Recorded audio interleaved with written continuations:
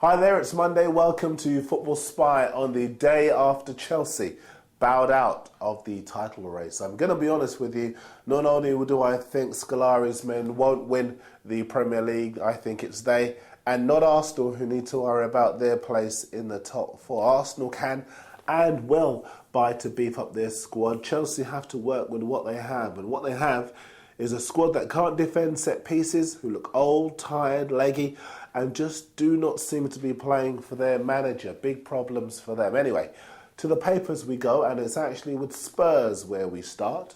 Just 1 win in 7 for Harry Redknapp's men, and Sunday's defeat to Wigan was the third game in a row that they've conceded in the last few minutes. As a result, Redknapp is going to take his Tottenham squad apart. Our own Daily Mirror reveals that Jermaine Jenas has been stripped of the vice-captaincy and looks to be on his way out of White Hart Lane. The Times' Window Watch confirms the hopeless Kevin Prince Boateng has joined German club Borussia Dortmund, and also that Hull want to sign Michael Dawson to pair him with his younger brother Andy in central defence. And for all of you asking about the Ghana midfielder and captain Stephen Appiah, he has been training with Spurs and he looks like signing a contract pretty soon. Quite right too. Spurs obviously need a tougher type of player. Now, we told you last week that one-time bad boy Joey Barton is flavour of the month, with Portsmouth and Bolton among a number of clubs who are after. I'm going to be a bit controversial here and say that maybe a club like Arsenal could do with his bite in midfield. Arsenal fans, do you agree, or have I gone cuckoo?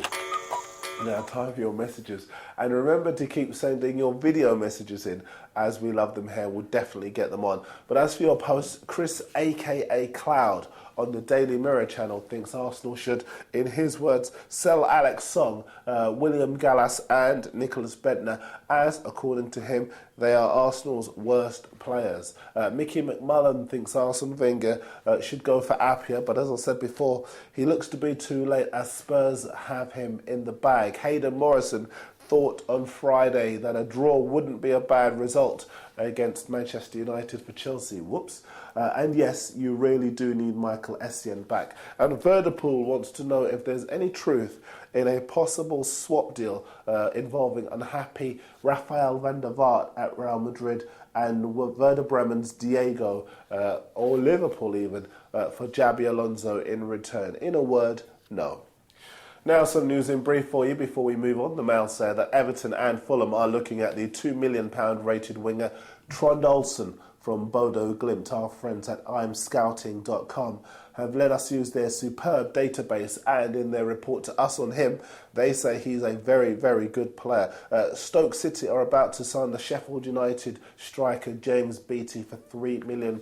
Give them a bit of cutting edge up front. Fulham have entered the race to sign the exciting Watford midfielder John Joe O'Toole, who has scored 8 goals so far this season. Portsmouth are looking at the Real Madrid striker Javier Saviola, one of a number of clubs looking at him. They've also inquired about their former striker Benjani, on loan from desperate Man City. Now, talking of desperate Man City, and no day on the transfer window is complete without the Eastland club making some kind of bizarre move. Now they're in for Chelsea's reserve keeper Carlo Cudicini. He used to be good back in the day, but I don't know about now. Now, 2 more papers for you, and Joe Kinnear at Newcastle is scraping the barrel. He wants desperate Man City flop Joe on loan until the end of the season. Now, Joe likes the nightlife in Manchester, and Newcastle's big market is just as lively, if not more so. Good luck, Mr. Kinnear, with that one.